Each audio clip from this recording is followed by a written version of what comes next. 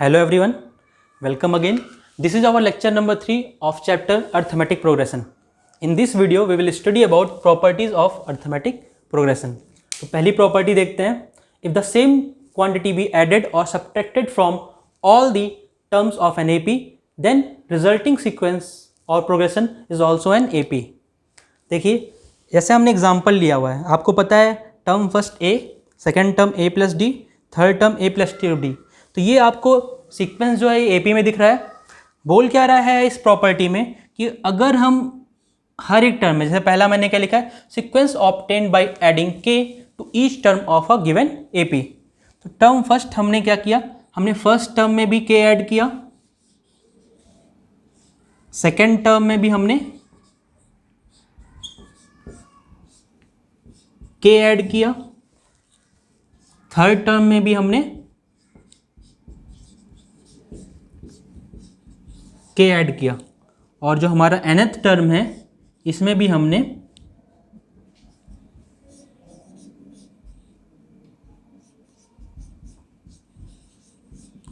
के ऐड किया. तो प्रॉपर्टी क्या बोल रही है कि अगर हमने इस एपी के गिवन एपी के सब एक टर्म में एक कांस्टेंट नंबर ऐड कर दिया तो जो सीक्वेंस हमको रिजल्टिंग मिल रहा है वो भी क्या होगा, एपी होगा. अब इसको चेक करते हैं. अगर एपी होगा तो आपको पता है कि अगर मैं किसी भी टर्म का उसके प्रीसीडिंग टर्म से डिफरेंस लूँ तो एक कांस्टेंट वैल्यू आनी चाहिए. देखते हैं यहाँ से T2 माइनस T1 निकालिए. देखिए क्या आ रहा है, आप निकालेंगे तो क्या आएगा, A प्लस डी प्लस के माइनस ए प्लस के. मैं यहाँ लिखता हूँ इसको, A प्लस डी प्लस के और फिर माइनस ए प्लस के. जब आप सब्ट्रैक्ट कर रहे होगे तो आप देखो A और के कैंसिल आउट हो जाएगा, रिजल्टेंट कितना आ जाएगा, डी आ जाएगा. सिंपली आप फिर से देखिए T3 माइनस T2 करके देखेंगे तो यहाँ से भी आप सब्ट्रैक्ट करोगे, फिर से आपको रिजल्टेंट क्या मिल जाएगा, डी मिल जाएगा. तो आपको दिख रहा होगा कि अगर मैं T3 माइनस T2 भी कर रहा हूँ तो यहाँ से भी हमको एक सेम कॉमन डिफरेंस मिल रहा है जो कि डी है. तो अगर कॉमन डिफरेंस सेम मिल रहा है इसका मतलब हम क्या कह सकते हैं, ये जो रिजल्टिंग सीक्वेंस आया है गिवन एपी के हर एक टर्म में कांस्टेंट के ऐड करने से, वो भी क्या है, एपी में है. और एक चीज़ यहाँ नोट करने वाली और है कि इसका जो कॉमन डिफरेंस है वो सेम है जो हमारी प्रीवियस एपी का कॉमन डिफरेंस था. ठीक सेम चीज़ हम यहाँ देखते हैं कि अगर इस के को अगर अगर हर एक टर्म से क्या करते हैं, सब्ट्रैक्ट करते हैं. देखिए यहाँ पर मैंने T1 लिखा, A minus k, A plus d minus k, T3 लिखा, A plus two d minus k, and for nth term A plus n minus 1 into d minus k. अब सेम चीज़ देखो, अगर यहाँ से भी मैंने किया तो T2 माइनस T1 अगर आप निकाल रहे होगे तो क्या आएगा, A plus d minus k and minus of A minus के. ब्रैकेट ओपन होगा तो ये A कैंसिल आउट हो जाएगा और K कैंसिल आउट हो जाएगा. कितना बचा, D बचा. सेम आप इसी तरीके से T3 माइनस T2 भी निकालो, यहाँ से क्या आ जाएगा, D आ जाएगा. तो एक चीज़ हमने देखी कि अगर किसी भी गिवन AP में हम किसी कांस्टेंट टर्म को ऐड करते हैं या सब्ट्रैक्ट करते हैं उसके हर एक टर्म्स में, तो जो रिजल्टिंग सीक्वेंस हमको मिलता है वो भी किस में होता है, एपी में होता है. First thing. सेकेंड थिंग, उसका जो कॉमन डिफरेंस होगा वो सेम होगा जो कॉमन डिफरेंस आपका गिवन एपी का होगा. अब हम नेक्स्ट प्रॉपर्टी देखते हैं. ठीक है, नेक्स्ट प्रॉपर्टी क्या बोल रही है, if the corresponding terms of the two APs be added or subtracted the resulting progression is also in AP. ठीक, बोल क्या रहा है कि अगर हमारे पास दो एपीज हैं, एपी फर्स्ट और एपी सेकेंड, ये आपको दिख रही है, अगर इनके करस्पॉन्डिंग टर्म्स को हम ऐड करते हैं या फिर इनके करस्पॉन्डिंग टर्म्स को सब्ट्रैक्ट करते हैं तो जो रिजल्टिंग सीक्वेंस होगा या प्रोग्रेशन होगा वो किस में रहेगा, एपी में रहेगा. देखते हैं, अगर मैंने फर्स्ट टर्म के करस्पॉन्डिंग ऐड किया तो A1 प्लस A2 आ गया. सेकेंड मैंने ऐड किया, क्या आ गया, A1 plus D1 plus A2 plus D2. ये कितना आ जाएगा आपका, A1 प्लस A2 और ये आ गया D1 प्लस D2. ठीक है, नेक्स्ट देखते हैं अगर मैं थर्ड टर्म्स को ऐड करता हूँ तो कितना आएगा आपका, a1 plus 2d1 plus a2 plus 2d2। इसको मैं किस तरह से लिख सकता हूँ, इस तरह से लिख सकता हूँ a1 plus a2 plus 2 times of d1 plus d2। Okay, उसी तरीके से देखिए नेक्स्ट टर्म जो है इसको क्या लिख सकते हैं, a2 plus 3d1 sorry a1 plus 3d1 plus a2 plus 3d2। कैसे लिख सकता हूँ, a1 plus a2 plus 3 times of d1 plus d2। तो आप यहाँ से ध्यान से ऑब्जर्व कर पा रहे होगे कि जब हमने करस्पॉन्डिंग टर्म्स को ऐड किया तो जो हमारे पास टर्म्स आ रहे हैं, ठीक, पहला टर्म देखिए ये हमारे पास t1 आ गया, दूसरा t2 आ गया, t3 आ गया, t4 आ गया, और इसी तरह से बाकी भी आ जाएंगे।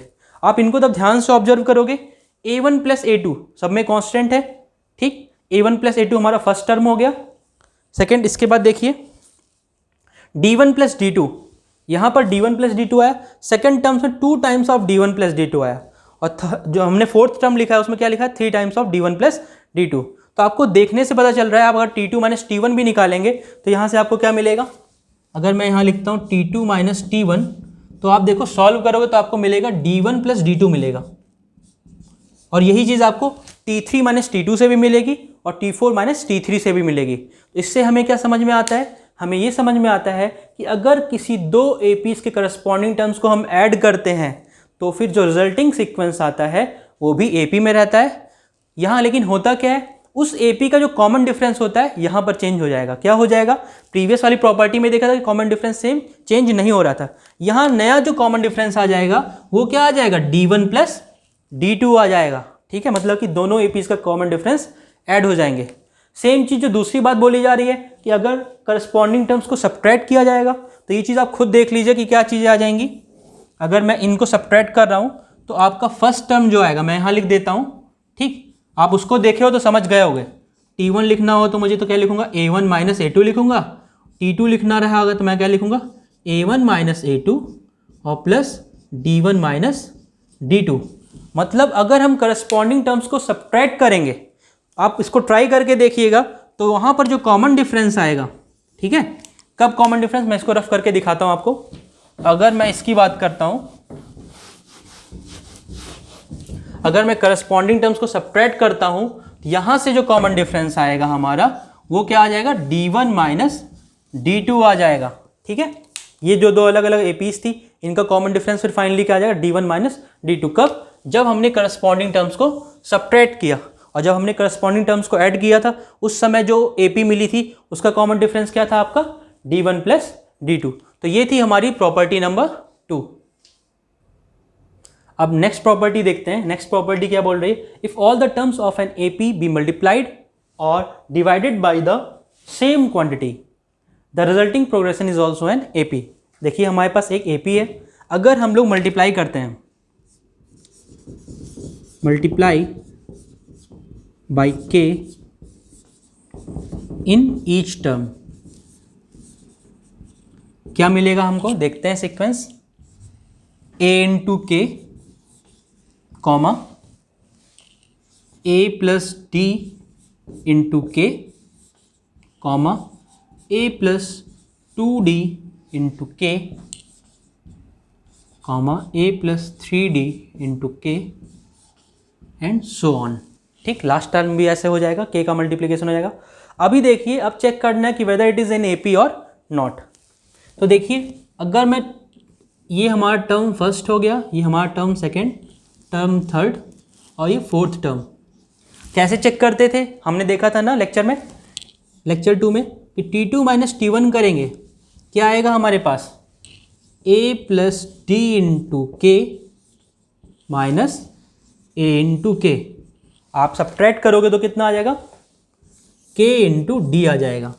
ठीक, अब t3 माइनस t2 करके देख लेते हैं, कितना आएगा, a प्लस 2d इंटू के minus a plus d into के। आप इसको सॉल्व करिए और सब्ट्रैक्ट करेंगे तो ए इंटू के सब्ट्रैक्ट हो जाएगा और 2kd माइनस kd कितना हो जाएगा, फिर से kd आ जाएगा। आपने देखा सिंपली अगर आप T4 माइनस T3 करोगे तो वहाँ से भी आपको सॉल्व करने पे k इंटू डी मिलेगा। तो हमें यहाँ से क्या दिख रहा है कि जो हमने सीक्वेंस ऑब्टेन किया k का मल्टीप्लिकेशन करने के बाद, तो वो सारे के सारे टर्म्स किस में हैं, AP में हैं। क्यों? क्योंकि टर्म्स को सब्ट्रैक्ट कर रहे हैं तो फिर एक सेम नंबर आ रहा है, तो इसको हम लोग क्या बोलेंगे, कॉमन डिफरेंस। यहाँ से कॉमन डिफरेंस की अगर हम बात करें तो कॉमन डिफरेंस हो क्या जा रहा है, कॉमन डिफरेंस अगर प्रीवियस AP की बात करें तो उस प्रीवियस AP का वो k टाइम्स हो जा रहा है। तो common difference will be k times the common difference of given AP। तो ये तो बात हो गई मल्टीप्लिकेशन की, कि अगर हम किसी भी गिवन AP में अगर किसी भी एक कांस्टेंट नंबर से मल्टीप्लाई करते हैं हर एक टर्म में, तो हमारी जो रिजल्टिंग सीक्वेंस आएगी वो भी AP में रहेगी और उसका कॉमन डिफरेंस क्या आएगा, k times the common difference of given AP। Same चीज़ बात करते हैं डिवीज़न की, कि अगर डिवीज़न करते हैं, ठीक है, divide by k in each term,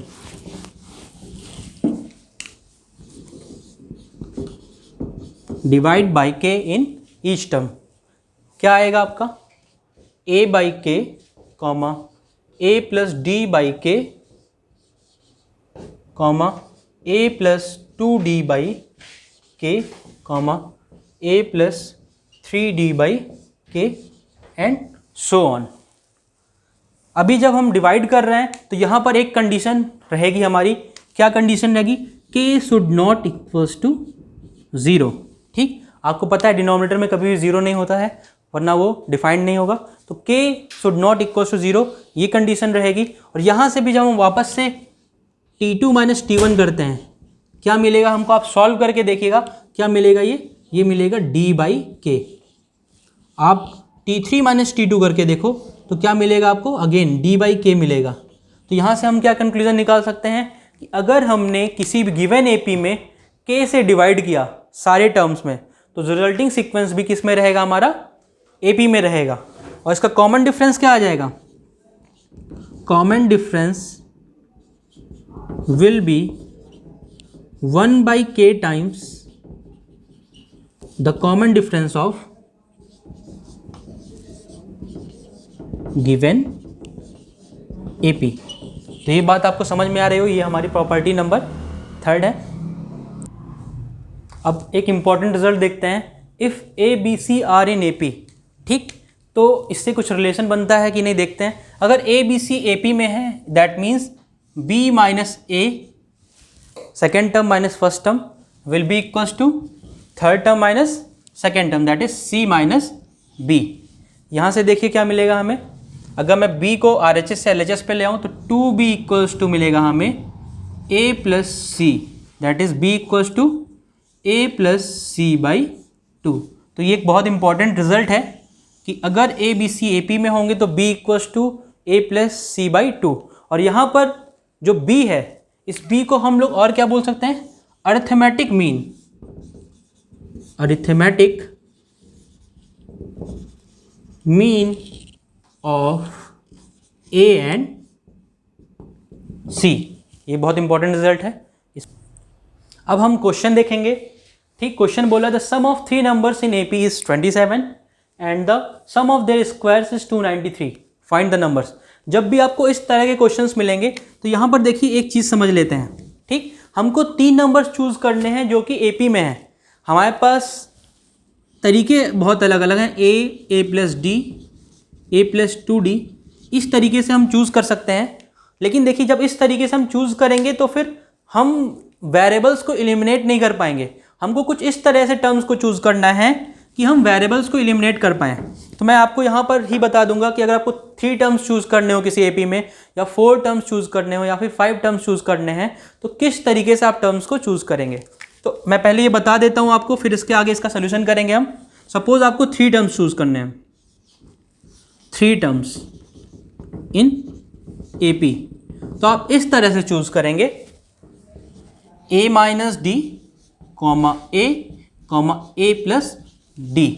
यहाँ से देखिए क्या फ़ायदा हो रहा है कि जब आप इस तरह से टर्म्स को चूज़ करेंगे, अब आप यहाँ समेशन करोगे 3 टर्म्स का, तो आपका माइनस डी और प्लस डी से एक वेरिएबल कैंसिल आउट हो जाएगा, तो आपको ईजिली सॉल्व कर पाओगे चीज़ों को। ठीक है, नेक्स्ट देखिए, अगर आपको 4 टर्म्स चूज़ करने रहेंगे फिर कैसे करेंगे? 4 टर्म्स इन एपी, वो किस तरह से चूज़ करने, ये मैं इस टाइप के क्वेश्चन के लिए बता रहा हूँ जहाँ पर सम ऑफ टर्म्स दिए हों और जो टर्म्स दिए हों वो किसमें, नंबर्स किसमें हो, एपी में हो, उसके लिए बता रहा हूँ। इसके लिए आप क्या करोगे, आप इस तरह से करोगे a minus 3d, a minus d, a plus D और a प्लस 3d।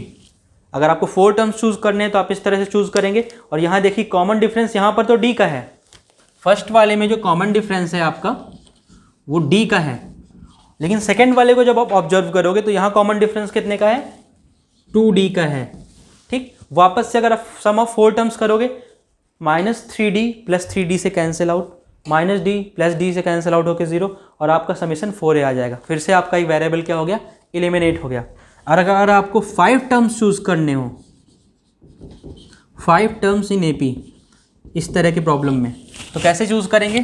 देखिए simply a minus 2d, a minus d, a plus D, a plus 2d, यहाँ से कॉमन डिफरेंस देखोगे तो d का आ रहा होगा। इन 5 टर्म्स को भी अगर आप ऐड करोगे तो d एलिमिनेट हो जाएगा। तो इस तरीके से हम टर्म्स को चूज़ करते हैं। 6 टर्म्स यूज़ करना होगा तो फिर हम 2d का कॉमन डिफरेंस लेके कहाँ से स्टार्ट करेंगे, a माइनस 5d से स्टार्ट करेंगे और कहाँ तक जाएंगे, a प्लस 5d तक जाएंगे। अगर हमको 7 टर्म्स चूज़ करने होंगे, a माइनस 3d से स्टार्ट करेंगे और a प्लस 3d से जाएंगे, कॉमन डिफरेंस हम d का रखेंगे। तो होपफुली समझ में आ गया होगा इस टाइप के क्वेश्चंस में अगर हमको टर्म्स चूज़ करने होते हैं तो किस तरह से चूज़ करते हैं। अब इस क्वेश्चन को ट्राई करते हैं कैसे होगा। देखिए इसमें आपको बोल रहा है कि सम ऑफ 3 टर्म्स, जो नंबर है वो एपी में, तो हमने जो नंबर चूज़ कर लिया क्या है, a माइनस डी, a और a प्लस डी। अभी क्वेश्चन में क्या गिवन है, sum of 3 terms in AP, sum of 3 numbers in AP is 27। ये दिया हुआ है, इसका मतलब क्या दिया हुआ है, a minus D plus a plus a plus D, इनका समेशन कितना दिया हुआ है, 27 दिया हुआ है। अब जब आप यहाँ सॉल्व करोगे, माइनस डी प्लस डी 0 हो जाएगा और ये a प्लस a कितना हो गया, 3a इक्वल्स टू 27। और यहाँ से आपको a की वैल्यू कितनी मिल गई, 9 मिल गई। a की वैल्यू 9 मिल गई तो आपको एक वेरिएबल की वैल्यू मिल गई। आपने एक कंडीशन भी यूज़ कर ली। अभी दूसरी कंडीशन क्या दी हुई है, and the sum of their squares is 293। मतलब जो भी नंबर है उनका स्क्वायर्स का सम कितना आ रहा है, 293। तो सेकेंड कंडीशन हम जब लगाएंगे, sum of their squares is 293, that is a minus d square plus a square plus a plus d square. ये कितना दिया हुआ है, 293 दिया हुआ है। कितना दिया हुआ है, 293 दिया हुआ। आप क्या करो, आपको जो भी चीज़ें पता हैं उसकी वैल्यू पुट कर दो। a की वैल्यू पता है तो वैल्यू पुट कर देते हैं। ये देखिए आपका आ जाएगा यहाँ से 9 माइनस डी का स्क्वायर, और यहाँ पर आपका है 9 प्लस डी का स्क्वायर 293। और ये जो a स्क्वायर था इसको मैंने इधर सेंड कर दिया RHS में। 9 का स्क्वायर कितना आ जाएगा, 81। इसको फर्दर सॉल्व करूँगा, कितना आ जाएगा ये आ गया आपका 3 माइनस 1 2, 9 माइनस 8 1 एंड ये 212 आ गया। ठीक, और फर्दर देखिए इसको मैं यहाँ सॉल्व कर रहा हूँ, ध्यान से देखिएगा। 9 माइनस डी का स्क्वायर प्लस 9 प्लस डी का स्क्वायर कितना आएगा, 9 square plus d square minus 2 into 9 into D, यहाँ माइनस में आएगा। सेम देखिए फिर से एक चीज़ आएगी यहाँ पर, 9 स्क्वायर, 9 प्लस डी का स्क्वायर बता रहा हूँ, 9 स्क्वायर प्लस डी स्क्वायर। इस टाइम यहाँ क्या आ जाएगा, प्लस 2 इंटू 9 इंटू डी आ जाएगा। और ये किसके बराबर आ जाएगा, पूरा ये पूरा का पूरा बराबर आएगा 212 के बराबर आएगा। आप यहाँ से देख पा रहे हो, माइनस 2 इंटू 9 इंटू डी और plus 2 into 9 into D cancel out हो जाएगा। और यहाँ से ये कितना आ जाएगा, 2 टाइम्स ऑफ 9 स्क्वायर हो गया 81 प्लस डी स्क्वायर किसके बराबर आ गया, 212 के बराबर आ गया। आप 2 से डिवाइड करोगे कितना आएगा, 81 plus d square equals to कितना आ जाएगा, ये आएगा आपका 106। कितना आ जाएगा, 106 आ जाएगा। फिर फर्दर आप सॉल्व करोगे तो डी स्क्वायर की वैल्यू आ जाएगी 106 माइनस 81। आप फर्दर सॉल्व करिए, देखिए कितना आता है, 6 माइनस 1 आया 5 और फिर ये 9 माइनस 1 आया, सॉरी 106, 81, 5 और फिर ये आपका 25 आ गया। ठीक है, कितना आ गया, 25। डी स्क्वायर की वैल्यू 25, दैट इज डी की वैल्यू कितनी आएगी, प्लस माइनस 5। डी की वैल्यू प्लस 5 होगी तब भी डी स्क्वायर 25 आएगा, डी की वैल्यू माइनस 5 आएगी तब भी आपका डी स्क्वायर 25 आएगा। अब यहाँ से आपको एक चीज़ देखनी है ध्यान से, if d equals two plus 5, अगर d प्लस 5 होता है तो हमारी AP क्या होगी, देखिए यहाँ से AP क्या होगी हमारी, a minus D, that is 9 minus 5 comma 9 comma 9 plus 5 कितना आ गया, आप देख पा रहे होगे ये आ गया 4 कॉमा 9 कॉमा 14। कब आया, जब d की वैल्यू पॉजिटिव आई। If d equals to minus 5, उस केस में क्या आएगा, 9 minus of minus 5 comma 9 comma 9 plus minus 5 कितना आ गया, ये आपका ये आ गया 14 कॉमा 9 कॉमा 4। तो आपको यहाँ देखिए ध्यान से, जो नंबर्स आ रहे हैं वो नंबर्स तो सेम आ रहे हैं लेकिन AP अलग अलग आ रही है। जो first d equals two plus 5 पे हमको AP मिल रही है वो क्या है, 4 कॉमा 9 कॉमा 14, जिसका कॉमन डिफरेंस प्लस 5 है। और हमने जब d की वैल्यू माइनस 5 ली है तो AP कौन सी आ रही है, 14 कॉमा 9 कॉमा 4। ठीक है, नंबर सेम है लेकिन AP अलग अलग है। ये आपकी इंक्रीजिंग AP है और ये आपकी डिक्रीजिंग AP है। तो होपफुली इस क्वेश्चन से समझ में आ गया होगा किस तरह से आप इस टाइप के क्वेश्चंस कर सकते हो। अब आगे देखते हैं, अब नेक्स्ट क्वेश्चन करते हैं, if A B C are in AP, तो हमको क्या प्रूव करना है, B plus C comma C plus A comma A plus B are also in AP। हमने प्रॉपर्टीज ऑफ AP पढ़ी है, तो इसमें देखिए हम क्या करते हैं, सब्ट्रैक्ट, ये आपका ABC AP में है, ठीक है, subtract A plus B plus C from each term of given AP।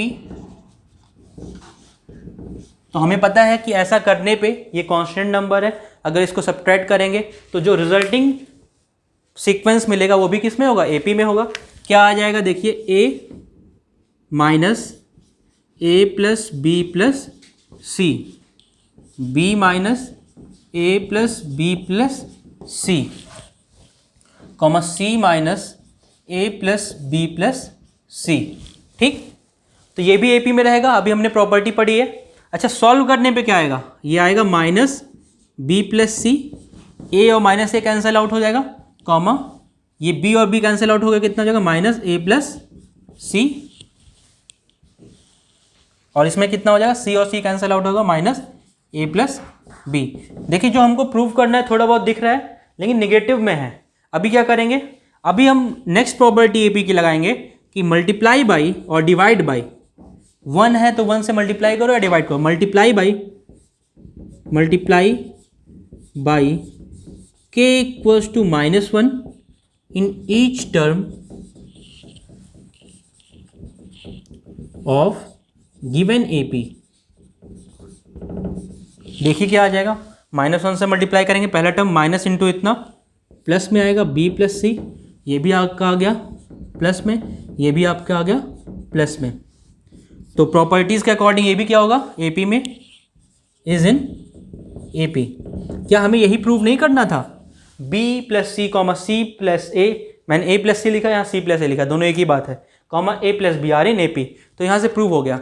कई लोगों के बच्चों के क्वेश्चन होते हैं, सर किस तरह से पता चलेगा कौन सा ऑपरेशन लगाना है या किस तरह से कौन सी प्रॉपर्टी यूज़ करनी है। तो बेटा देखिए, आप जब बहुत सारी प्रैक्टिस करोगे तो आपको चीज़ें आराम से दिखने लगेंगी, आपको बस रिजल्ट देखना है कि आपको प्रूव क्या करना है। देखिए अभी इस केस में भी आपको ABC ही AP में दिया हुआ है, आपको ये प्रूव करना है। अब हम ऐसा क्या कर दें कि हमारा नीचे 1/BC आ जाए, 1/CA, 1/AB आ जाए। आपको A दिख रहा है, B दिख रहा है, C दिख रहा है, लेकिन यहाँ जो करस्पॉन्डिंग है A के नीचे यहाँ A नहीं दिख रहा है, यहाँ B के नीचे B नहीं दिख रहा है, यहाँ पर C नहीं दिख रहा। क्या करेंगे, देखिए अगर आप ध्यान लगाओगे, ध्यान से देखो तो आप क्या करोगे, divide by ABC in each term of given AP। अभी देखिए यहां प्रॉपर्टी अलग लग रही है, डिवाइड किया क्या आएगा आपका, देखिए A/ABC, B/ABC, C/ABC।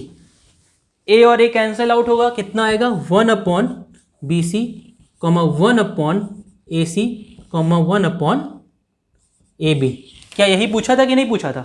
और हमको पता है प्रॉपर्टी है कि अगर हम किसी भी AP के हर एक टर्म से किसी कांस्टेंट नंबर का डिवाइड करते हैं तो रिजल्टिंग सीक्वेंस भी AP में होता है। तो ये हमारा क्या होगा, इज इन AP।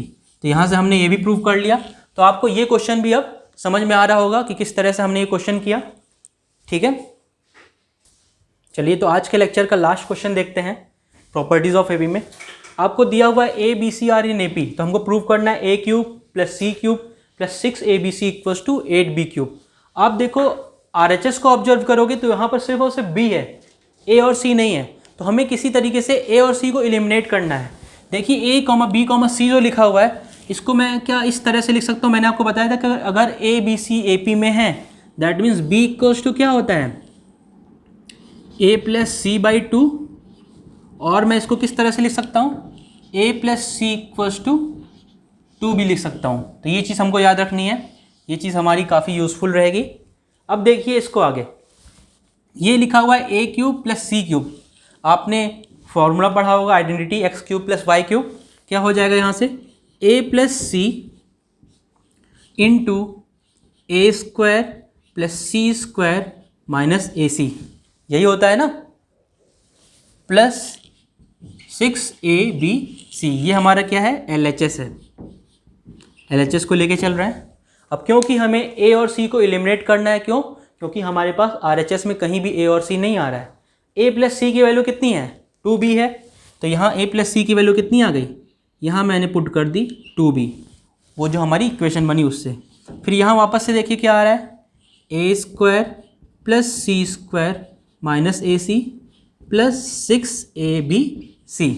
अभी देखिए इस टर्म को ऑब्जर्व करिए और इस टर्म को ऑब्जर्व करिए, क्या यहाँ पर 2B कॉमन में आ रहा है, तो आप 2B कॉमन में ले लो। जब 2B कॉमन में ले लेंगे आप तो क्या बचेगा, अंदर बचेगा यहाँ पर A² + C² - AC। और यहाँ से जब मैंने 2B कॉमन लिया तो यहाँ क्या बचा, +3AC बचा। कितना बचा, +3AC बचा। ठीक, अब देखिए फर्दर मैं इसको क्या लिख सकता हूँ, इसको मैं लिख सकता हूँ 2B × इसको सॉल्व करेंगे तो कितना हो जाएगा, A² + C²। अच्छा, -AC + 3AC कितना हो जाएगा, 2AC हो जाएगा। ठीक, और फर्दर इसको मैं क्या लिख सकता हूँ, 2 × B, और ये A² + C² + 2AC क्या हो जाएगा, A + C का होल स्क्वायर, A + C का होल स्क्वायर।